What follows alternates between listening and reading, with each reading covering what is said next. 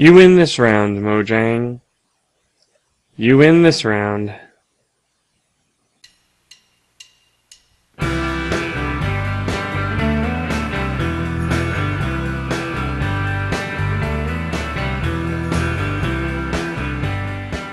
Hey folks, it's Matt aka Slash, and we are back on the SMP server, that is. The server was down for a bit around the holidays, but it's been back up for a little while now, and I've made some progress off camera here near the ice cube tray. What I've done so far is I've set up a little hut that will provide a safe place to hang out if the sun has gone down and you're waiting for spiders to accumulate from the spider spawner, or for the ice in the ice cube tray to, or the water rather, to freeze into ice. So today, I thought I would spend a little bit of time prepping the ice cube tray while I talk to you guys about my future plans for my channel here on YouTube. And what we're going to do, oops, I forgot. What I need here is some snow. That's probably going to be enough. Since we were last on, we also updated to the 1.4.6 version of Minecraft, which is why I now have to have an axe in my inventory. And what we're doing here is we're going to line the ice cube tray with snow. And the reason we're going to do that, it might not actually be necessary anymore now that we're actually on the new version. Can I get up there without... I don't need that stuff anyway. We might not actually need it now that I think about it, because the reason previous versions of the ice cube tray used snow as a layer around it was because the pickaxe would, if you had efficiency on your silk touch pick that you're using to collect your ice, the pick would just rip through the tray itself, no matter what it was made of. Now, I mean, the entire tray was lined with dirt except for a little bit of sand over there, so it's probable that an efficiency pick would not go through the dirt quite the same way, because of the way that they've changed how tools interact with things that they're not actually meant to interact with. But I think we're going to go ahead, and we'll do the corners too. I think we're going to go ahead and put the snow in anyway. It'll give it a nice uniform look, because the bottom can be snow as well. And that'll improve the look, and plus it goes with the whole ice theme. And it's what I'm used to, so we're just going to go with that. Mint has joined the game. Mint has joined the game. Alright, was just chatting with Mint Pelt a bit off camera. Sorry about that. Anyway, wanted to talk about the channel a bit. What I'm planning on doing with my YouTube channel, not getting those back. At least not right now. What I'm going to do with my channel is I'm going to attempt to have some sort of publishing schedule. Oh my gosh. Place blocks. In a not ridiculous manner. Excuse me. So, my schedule that I'm going to attempt to do is this. I'm going to attempt on Mondays to have an episode of Slash Plays Minecraft SMP from here on the server. Hopefully, this episode goes up on Monday and sticks with that plan. Hello, Zomble. On Wednesdays, I would like to try to get... Oh, that's neat. I didn't know that it did that when you put snow on top of grass, that it became a snowy grass. Anyway, whenever Wednesdays come around, I plan to have an episode up of Slash Build from my single-player world. And then Fridays, I want to, starting with this Friday, the 11th, I think, I want to premiere a series on Feed the Beast, which is, if you're familiar at all with Tekkit, it's kind of like Tekkit. It has a lot of the same mods of Tekkit, except unlike Tekkit, it's actually fully up to date. The current Feed the Beast mod pack actually runs in Minecraft 1.4.6. Last I had looked, Tekkit was on 1.2.5 of Minecraft, I believe. So a lot of the latest changes were unavailable. And there's some differences. For example, Feed the Beast has the forestry mod that apparently there was a lot of... Let's replace these two. Apparently there was a lot of... Oops. Apparently there was a lot of drama with Tekkit and forestry in that I guess the guys that compiled the Tekkit mod pack didn't ask for permission from the guy who wrote forestry to include it in their pack. So the guy who wrote forestry, I think, put in some sort of what do you want to say, like sabotaging code that detected if it was running alongside Tekkit, or, alongside the other mods in Tekkit, and would actually cause things to just randomly explode as punishment. So Feed the Beast actually has the forestry guy's permission, so it's included in there. And there's some stuff that was in Tekkit that's not in Feed the Beast, like Equivalent and Exchange, because that's, I guess, getting rewritten.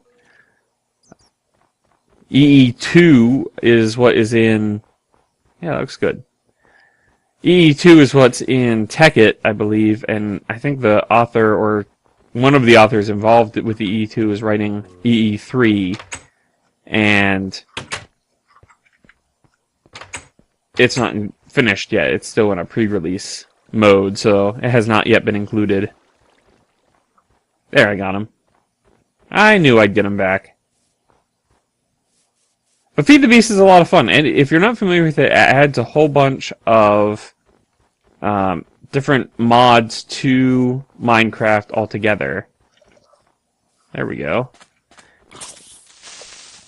There's Buildcraft, Industrial Craft, Red Power. Those are all very technical mods. Go flying. Aha. Eat my diamond sword, foul beasts. Whoa.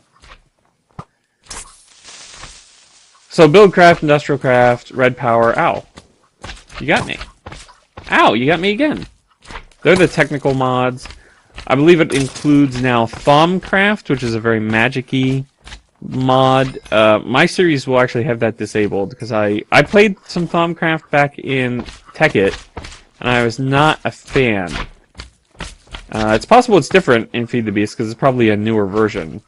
So, if that's the case, then maybe I'm not giving it credit where credit's due. But I didn't like the concept behind it when I played it in Tekkit. Especially the taint mechanics, I thought were very just annoying. They didn't make the game fun for me. You know, to each their own, but they didn't make the game fun for me. Let's see what other mods are in there. There's Twilight Forest. I've also disabled that because I'm not interested in exploring these alternate realms or whatever. So I disabled that in my playthrough, but that's in... Oh, where'd he go? Oh, I got him. That's in the base pack. Now, when I say the mod pack, there's actually a couple of different versions of the mod pack. There's the standard one, which I think is by Direwolf 20. I might be getting the number wrong, but I'm pretty sure it's Direwolf something. And then there's also a mod pack that is for the Mindcrack server. And as you know, if you've been watching my videos, and you've heard me mention quite frequently the Mindcrack server and some of the guys that are on there, like Kurt and BOO and Zisto and Etho. So I'm a big fan of the Mindcrack server, so I decided I'd use the Mindcrack pack. It includes some other stuff like Greg Tech, which actually makes some of the industrial craft recipes harder. Some of the machines that are in there are actually harder to build as a result. But it might make for more interesting gameplay as a result. So, alright, well this is coming along. I think the next thing we're going to have to do over here is, as far as the ice cube tray is concerned, is we need to get all of the pistons installed. I'm thinking in my single player world I have the pistons are up in the sky and they go down into the water. because it's a little bit easier to wire that way, but it's ugly. What I'd like is all the pistons to be underwater, or all the wiring to be underneath the ice cube tray itself. So I'm probably going to wire up those pistons so that they extend up from below, despite the fact that will require more repeaters and more resources than the other method. I just think it's going to look nicer that way. And then there's also the pistons that have to be below that push up the blocks of snow to make the ice freeze or the water freeze faster. So that's what's coming up next with the ice cube tray. And then the next thing that we have to do with the spider spawner is we have to put a massive amount of signs and water in here to create a 3x3 water elevator for the spiders. So that whenever they come in here, they're always in a block of water, and therefore they're always trying to swim up to get to the top. And that's because it's 3x3 instead of 1x1, like you would have for a skeleton spawner or a zombie spawner. It's going to be a lot more water and a lot more signs to deal with. The next thing, just to continue a quick overview before we take a short break to collect our thoughts and whatnot, is to put a little drop edge off the end of this into a holding area that we'll be building right around this location, so that as the spiders fall down, they have half a heart, and we can come in and we can punch them whenever we're ready to. So I'm going to start clearing out a little bit more of this area, because I think I need to clear out at least these 3 trees, and I might clear out these 2 as well, just to be on the safe side. And then we'll have a little bit more room, and I think we'll do the holding area next for the spiders. And then we'll work on... I hate when I leave one hanging. And then we'll work on pushing the spiders off the edge into the holding area. So let me get to work clearing this area up, and I'll get back to you shortly.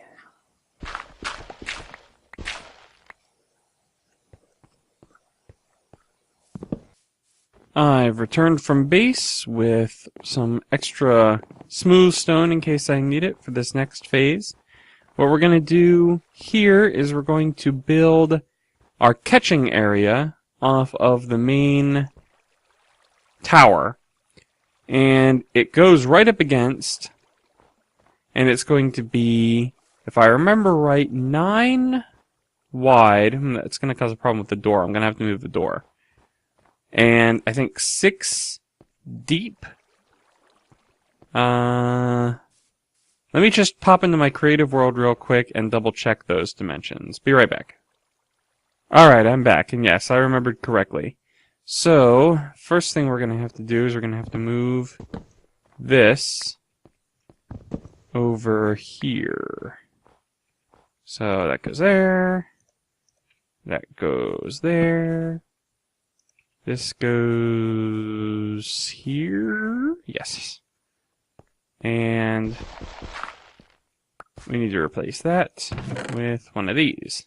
Perfect. Alright. Next. I need to not go outside yet because I didn't pick up anything. Alright. I think this will probably be enough in the way of materials. I'm gonna have to make some more of these, though. So let's go ahead and do that. This took some trial and error in my creative world to figure out how big that should be plenty, how big the landing area had to be in order to actually catch them all. And the concept that we're going for here is to be able to catch them and hold them until you can go in and punch them. And we don't want them to be able to get out, so we're going to put a lip on it. So 1, 2, 3, 4, 5, 6, 79. Why did I put a window there? That's going to bug me if I don't take care of it right now. So, boom, there we go. Alright. So, actually we need to go, we're encompassing an area of that size, so we actually need to continue from here. And then we'll probably want to replace this ice underneath just to go for a consistent look. Probably go for the stone brick floor in this area as well. So I'm glad I made a bunch. So 1, 2, 3, 4, 5, 6. We're talking that is our... Oh, excuse me. That is our corner. And we just need to join all this together. Oh, the snow is making it so that I can reach 3 down. That's kind of handy. Normally you can only reach... Oops. Normally you can only reach 2 blocks down from where you're standing. See, right now on the ice, I can't reach. But because of the snow, and this grass is another example, I can reach 3 blocks down because it's technically occupying that 3rd block. So I'm selecting it, but when I place, it's going to overwrite it. So there's little technical aspects of the game that I get a kick out of. So let's finish putting this together. Probably should have replaced that ice before putting stuff on top of it, but it shouldn't cause any problems. We don't have any redstone circuitry that we're going to be running under there, at least not for the spider trap. And I expect, let's just cut a doorway here to get in. And I suspect that we're not going to have any redstone from... I put these levers in. These will control the pistons that pop up in the Knight's Move formation to speed up the freezing of the water. And this will control the pistons that hold back our water running along 2 sides that will cause the whole pool to refill. And I don't think that redstone, starting here, I don't think it's going to have to go under any ice. But if we run into some ice when we go to actually run those lines, we'll probably replace it with dirt or something a little bit less redstone, what's the word I'm looking for? Redstone, negative? Redstone, I'm trying to, less antagonistic to redstone, I guess is what I'm going for. It's not exactly the phrase, but that'll do. Let's get some dirt to pillar up with. There we go. And we'll get up here on the roof. Alright. The roof, we're just going to do a simple flat roof. We're going to leave most of it open so that the spiders can fall through. And we're going to put a little lip on it like this. And this lip will prevent any aggressive spiders from climbing out and getting at us as they collect. And the doorway is only 1 block wide. I'm not even going to put a door on it. Just going to leave it be an archway. And being only 1 block wide, the spiders won't be able to fit through it. So, despite it being open at the top, we are protected from spiders that are in it from coming out. Let's see, the next thing we should do... I do have an ender chest with me. Let's go ahead and save this ice. Geez, if I can. Yeah, we'll use this one. The reason I'm saving the ice is because it's going to be very useful for setting up the